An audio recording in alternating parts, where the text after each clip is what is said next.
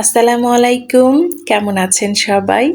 আমি ফারি আছি আপনাদের সাথে Faris family blog YouTube channel থেকে। কাছে এবং দূরে যে যেখান থেকে আমার আজকের এই ব্লগ ভিডিওটি দেখা শুরু করেছেন। আশা করি সবাই আল্লাহর অশেষ রহমতে ভালো আছেন, পরিবার পরিজন নিয়ে নিরাপদে আছেন।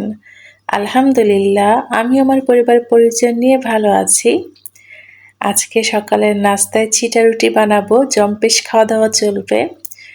তো আমি কখনো ওইভাবে ছিটা রুটি বানাইনি। তো বেশিরভাগ সময় দেখা যায় আমাদের চা, পরোটা বা রুটি ভাজি এই ধরনের সকালের নাস্তা করা হয়। তো আজকে ভাবলাম একটু ছিটা রুটি বানাই। তো অনেকদিন আগে মানে যখন ফরিদপুরে গিয়েছিলাম কোরবানি ঈদের পরে, তো মা কিছুটা চালের গুঁড়া দিয়ে দিয়েছিল। তো ফ্রিজে ছিল, ডিপে রেখে দিয়েছিলাম। তো ভাবলাম আজকে একটু ছিটা রুটি বানাই, আর ফ্রিজে গরুর মাংস রান্না করা ছিল। তো যেদিন আমি বেশি করে গরুর মাংস রান্না করি তো বক্সে করে রেখে দেই, হুটহাট করে কিন্তু বেশ কাজে লাগে। তো আজকে সকালবেলা একটা বাটি বের করে মাংসের তরকারিটা গরম করে নিয়েছি, আর সাথে এই যে ছিটা রুটি বানিয়েছি। আলহামদুলিল্লাহ বেশ ভালোই হয়েছে। আমার কাছে ছিটা রুটি বানাতে বেশ ভালো লাগে, ঝটপট কিন্তু খুব সহজেই বানিয়ে নেওয়া যায়।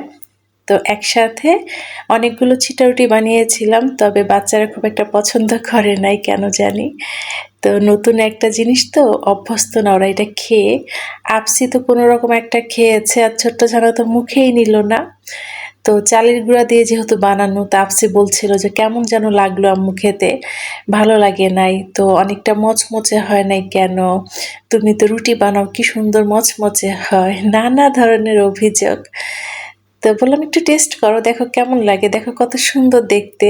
আমার কাছে সত্যি ছিটা রুটি বানাতে বেশ ভালো লাগে। সব সময় তো মায়ের হাতে ছিটা রুটি বানানো খেয়েছি, তো আজকে নিজেই বানিয়েছিলাম। এর আগেও বেশ কয়েকবার বানিয়েছি, তবে এই যে এবছর প্রথম ছিটা রুটি বানালাম সকালের নাস্তার জন্য। তো খুব সহজেই কিন্তু সুন্দর করে কম সময়ের মধ্যে অনেকগুলো ছিটা রুটি বানিয়েছি। আর এই তো পাশের চুলাতে আমি গরুর মাংসের তরকারিটা গরম করে নিয়েছি। একদিন বেশি করে মাংস রান্না করে বক্সে করে ডিপ ফ্রিজে রেখে দিলে কিন্তু পরবর্তীতে রুটি, পরোটা বা ছিটা রুটি বানিয়ে সুন্দর পরিবেশন করা যায়। তো এই হচ্ছে আমাদের সকালবেলার নাস্তা, ছিটা রুটি আর সাথে গরুর মাংসের তরকারি। আলহামদুলিল্লাহ অনেক দিন পরে খুব মজা করে সকালের নাস্তাটা করলাম।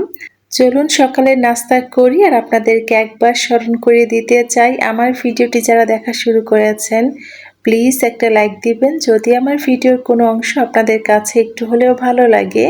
আর যারা প্রথম আজকে আমার ভিডিও দেখছেন আমার এই ছোট্ট চ্যানেলে নতুন, চাইলে কিন্তু আমার এই চ্যানেলটি সাবস্ক্রাইব করে পাশে থাকতে পারেন। এরই মধ্যে আমার এই ছোট্ট চ্যানেলটিকে যারা একটু একটু করে বড় করতে সাহায্য করছেন সবাইকে অনেক ধন্যবাদ জানাচ্ছি। আর যারা এখন আমার এই চ্যানেলটি সাবস্ক্রাইব করেনি, আশা করি আমার চ্যানেলটি সাবস্ক্রাইব করে আমার পাশে থাকবেন। সকালে নাস্তা করার পরে আমি আর 1 মিনিটও বসে থাকতে পারি না। আপসির স্কুলে যাওয়ার তাড়া থাকে, ওর জন্য টিফিন রেডি করা, ওকে রেডি করা, সব কিছু মিলিয়ে দৌড়ের উপরে থাকি। তার উপরে আমার হেল্পিং হ্যান্ড মেয়েটাও অসুস্থ, একা হাতে সংসারের কাজগুলো করতে হয়। তবে আমি কিন্তু প্ল্যান করেই কাজ করি, কোন কাজের পরে কোন কাজটা করব। আমরা যারা গৃহিণীরা আছি আমরা যদি একটু বুদ্ধি করে ধৈর্য নিয়ে সংসারের কাজগুলো করি, দেখবেন নির্দিষ্ট সময়ের মধ্যে সংসারের সব কাজ শেষ হয়ে যাবে। আমরা যারা মেয়েরা আছি আমাদের সংসারের কাজগুলো আমরা পরম যত্ন সহকারে ধৈর্য নিয়ে করে থাকি সকাল থেকে রাত পর্যন্ত, তাই না? নিজের ঘরটাকে, নিজের সংসারটাকে সবসময় পরিপাটি করে রাখি, কিন্তু আসলে কি এটা আমাদের ঘর? ছোটবেলায় থাকে বাবার বাড়ি, বিয়ের পরে হয়ে যায় শ্বশুর বাড়ি, আর নিজের হাতে সংসার গড়লেও সবাই বলে স্বামীর বাড়ি। আসলে কি আমাদের কোনো বাড়ি আছে? তবু সারা জীবনে নিজের আপনজনদের জন্যই কিন্তু আমরা একটা ঘরকে আপন করে রাখতে রাখতে অনেক সময় সেই মেয়েটি নিজের ঠিকানায় যেন কোথায় হারিয়ে ফেলে, তাই না? আমাদের মেয়েদের জীবনটা আসলেই বড় অদ্ভুত। আমাদেরকে বেশি ত্যাগ করতে হয়। একটা নির্দিষ্ট বয়স পর্যন্ত বাবার বাড়ি থেকে শ্বশুর বাড়ি, তারপরে স্বামীর বাড়ি, আবার একটা সময় গিয়ে হয়তো সন্তানের বাড়ি থাকতে হয়, নিজেদের কোনো বাড়ি হয় না। তবে একটা বিষয় মানতেই হবে, মেয়েদের অনেক ধৈর্য, যত্ন আর ভালোবাসার কারণে সংসার জীবন সুন্দর হয়ে ওঠে। তবে হ্যাঁ, তার জন্য কিন্তু একজোড়া বিশ্বস্ত ভালোবাসার হাত দরকার। একজন স্বামীই পারে তার স্ত্রীকে পরিপূর্ণ সম্মান দিতে শ্বশুরবাড়িতে। সে যদি তার স্ত্রীকে সম্মান দেয়, দেখবেন পরিবারের সবাই তাকে সম্মান দিবে। আমার কাছে তো মনে হয় পুরুষের যত্নে নারী বাঁচে। একজন নারীর যদি কম বয়স হয় দেখবেন পুরুষের অযত্ন অবহেলায় তার বয়স 40 মনে হবে। আবার অনেক সময় কিন্তু 40 বয়সী সেই মহিলাকে অনেক কম বয়সী মনে হবে পুরুষের যত্নে। তো এটা সম্পূর্ণ নির্ভর করে আমার কাছে মনে হয় তার হাজবেন্ডের উপরে, তাই না? আচ্ছা, আমার সাথে কে কে একমত ছোট্ট করে কমেন্ট করে জানাবেন। অনেক ভারী ভারী কথা বলে ফেলেছি। তো চলুন আপনাদের সাথে শেয়ার করি আজকে দুপুরে কি রান্না করব। তো পুরো বাসাটাকে পরিপাটি করে গোছানোর পরে চলে এলাম কিচেনে। আজকে দুপুরের জন্য একটু পেঁপে দিয়ে মিষ্টি কুমড়া দিয়ে ডিম রান্না করব। তো ডিমটা আমি আগে ভালো মতো ভেজে ছোট ছোট পিস করে নিয়েছি। তো অল্প কিছুটা মিষ্টি কুমড়া ছিল, তো ভাবলাম পেঁপে দিয়ে মিষ্টি কুমড়া দিয়ে একসাথে রান্না করে ফেলি।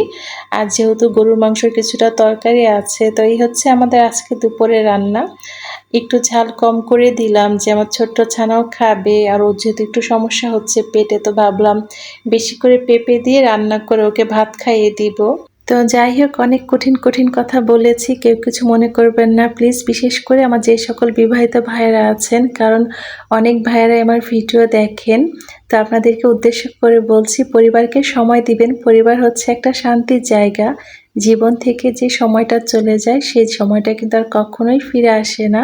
তাই একে অপরকে সম্মান দেওয়াটা অনেক বেশি জরুরি। বিশেষ করে একটা মেয়ে কিন্তু দেখবেন তার পরিবারকে ছেড়ে আসে, তার বাবা মা ভাই বোন। তো কখনো কোনো ছেলেকে কিন্তু পরিবার ছাড়তে হয় না, হয়তো চাকরির সুবাদে বা বিভিন্ন কাজে পরিবার থেকে দূরে থাকে বাবা মা থেকে, কিন্তু একটা মেয়ে কিন্তু চাইলেই মন চাইলে বাবার বাড়িতে যেতে পারে না, নানা ধরনের সমস্যা থাকে। তাই দেখবেন মেয়েটাকে সম্মানের পাশাপাশি যখন আপনি তার পরিবারকেও সম্মান করবেন, তার বাবা মাকে সম্মান করবেন, মেয়েটা কিন্তু আপনার পরিবারটাকে আপন করে নিবে। তাই একে অপরের সম্মানের পাশাপাশি পরিবারকে সম্মান দেওয়াটা অনেক বেশি জরুরি আমি মনে করি।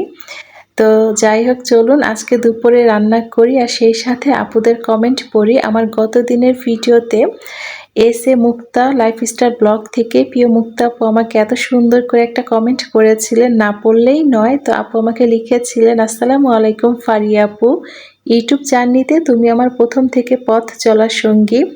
আমরা কেউ কাউকে না দেখলেও ভিডিওর মাধ্যমে আমরা অনেক কাছের। আমাদের বন্ধন ঠিক এভাবেই অটুট থাকুক, কোনো হিংসা অহংকার যেন আমাদের মনে বাসা না বাঁধে সেই দোয়াই করি। 2 বাচ্চা নিয়ে অনেক কষ্ট, তবুও গুছিয়ে সংসারের কাজগুলো তুমি পরিপাটি করে করো, দেখতে খুব ভালো লাগে। তোমার এগিয়ে যাওয়া দেখে সত্যি খুব ভালো লাগছে, অনেক কষ্টের ফল এটা তোমার। তোমার স্ট্রাগল আমি চোখে দেখেছি। আরও অনেক দূর এগিয়ে যাও, আল্লাহ তোমার আশা পূরণ করুক, আমিন।